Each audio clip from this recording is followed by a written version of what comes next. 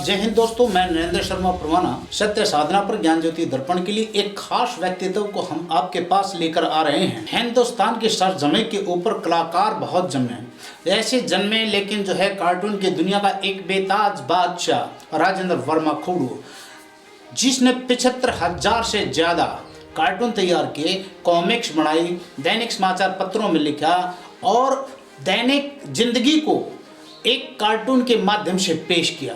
आज रूबरू करवा रहे हैं हम उसी शख्सियत के साथ एक खास व्यक्तित्व जो आपके जीवन के अंदर खुशियों की बहार लेकर के आ जाता है। जब उनकी कला आप तक पहुंचती है तो उनके कार्टून को देखते ही आपके चेहरे पर मुस्कान आ जाती है। कई बार अपने दर्द को छिपाकर इंसान दूसरों के चेहरे पर जब मुस्कान लाता है, दूसरों के चेहरे के ऊपर मुस्कान लाना, दूसरों को खुशियां देना सबसे मुश्किल काम है और इसी मुश्किल काम को करने वाले व्यक्तित्व हैं राजेंद्र वर्मा खुड़ू।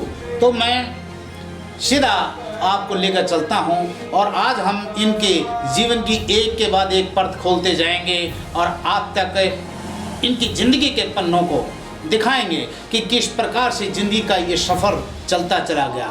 तो राजेंद्र वर्मा जी, आपका बहुत बहुत शुक्रिया कि आपने हमें कीमती समय दिया है।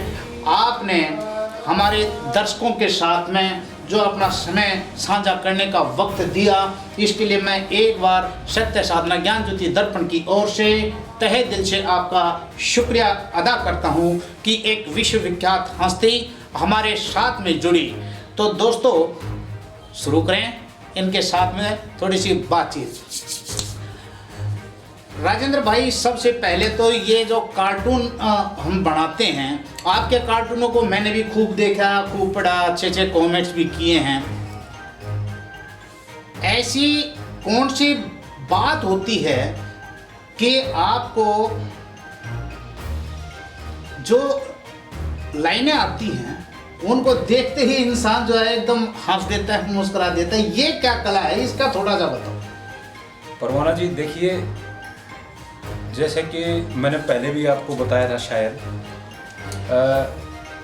उसमें सबसे ज़रूरी होता विषय जी, और विषय के बाद फिर कमेंट। इस पर पहले हम शायद चर्चा कर चुके। और कमेंट्स जब बेहतर निकल आए, हाँ, उसके बाद क्रिएशन करते वक्त हमें उस विषय का रुझान देखना पड़ेगा जी, कि हम उसमें किस तरह से उदासी का पुट दे रहे हैं, हास्य का पुट दे रहे हैं, किस तरह से व्यंग्य का पुट दे रहे हैं।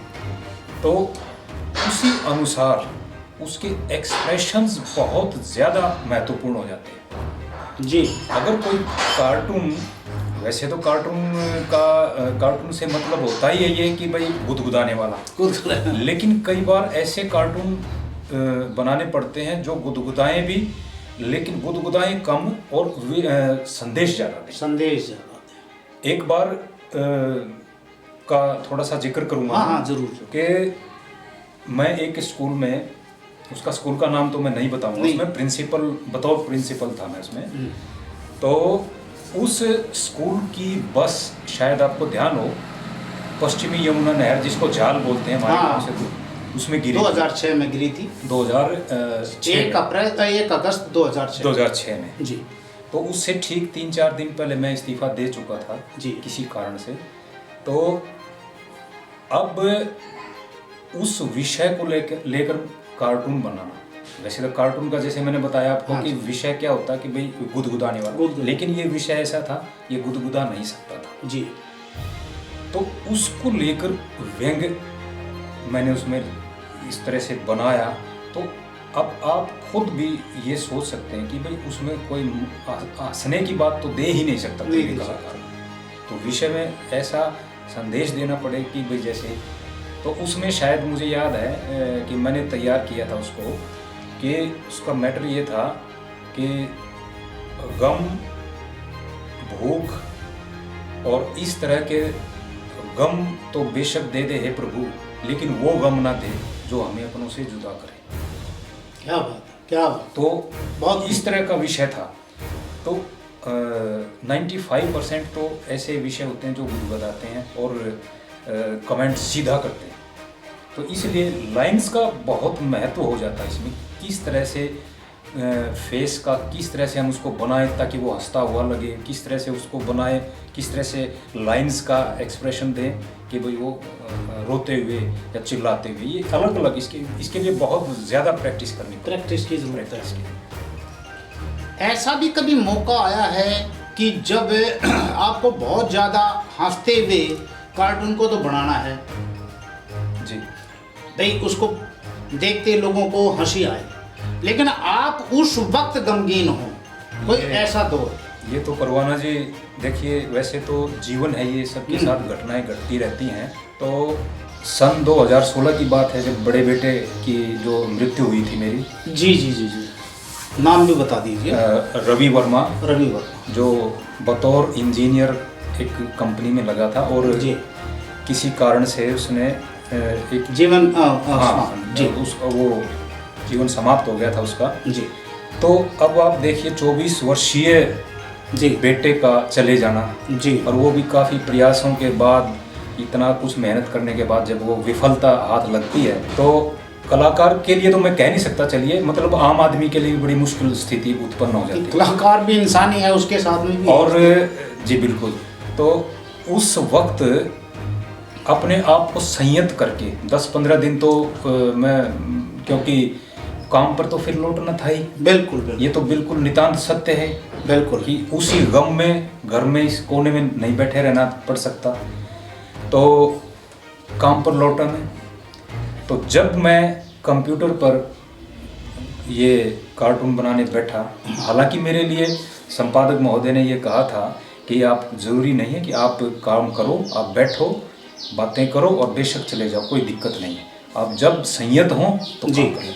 तो उस वक्त पहला कार्टून बनाते समय मैं ही जानता हूँ, हाथों ने जवाब दे दिया, कंपी हाथों की जा ही नहीं रही थी। तो ऐसी अवस्था में फिर मैंने अपने आप को पटरी पर बड़ी मुश्किल से लेके आया। वो कैसे, वो बताएं, क्योंकि ये जो बहुत ही इम्पोर्टेंट मोटिवेशनल प्रोसेस है। उसमें परवाना जी ऐसे था कि इस स्थिति में लाने के लिए मेरे को बड़ी मशक्क़त करनी पड़ी। वो इस तरह से कि जैसे विषय पर सोचना जी, बस उस वक्त खुद को मैंने ऐसे लिमिटेड किया कि घर की घटनाएं, घर की परिस्थितियां वहीं की हैं।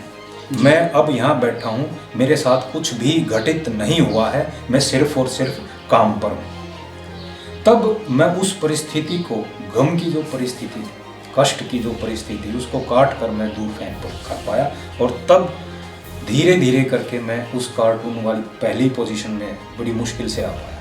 ये बहुत ही गंभीर विषय था और मैं राजेंद्र वर्मा खुगड़ू जी की बात को तस्दीक करता हूँ कि जीवन के अंदर जो इन्होंने बताया कि भाई जब ऐसा हालात हाजरा हो तो हमें उस माहौल से उभरने के लिए अपने अंदर ही क्लासिफिकेशन करना होता है, जो हमारा कार्य क्षेत्र है उसमें और घरेलू कामकाज में हमें थोड़ा सा डिस्टेंस करना पड़ता है, तब हम जा कर के हम इस हालात से उभर पाते हैं। दोस्तों, आपको हमारी यह वीडियो कैसी लगी हमें कमेंट करके जरूर बताएं। वीडियो अच्छी लगी है तो इसे लाइक करें, ज्यादा से ज्यादा लोगों को व्हाट्सएप, इंस्टाग्राम, ट्विटर, फेसबुक पर शेयर करें और चैनल पर नए हैं तो इसे सब्सक्राइब जरूर करें। और हाँ दोस्तों, पास में लगे बेल आइकन को जरूर दबाएं ताकि जब भी हम ऐसी कोई इंफॉर्मेटिव वीडियो आपके लिए लेकर आए तो उसका सीधा संपर्क आपके फोन से हो जाए।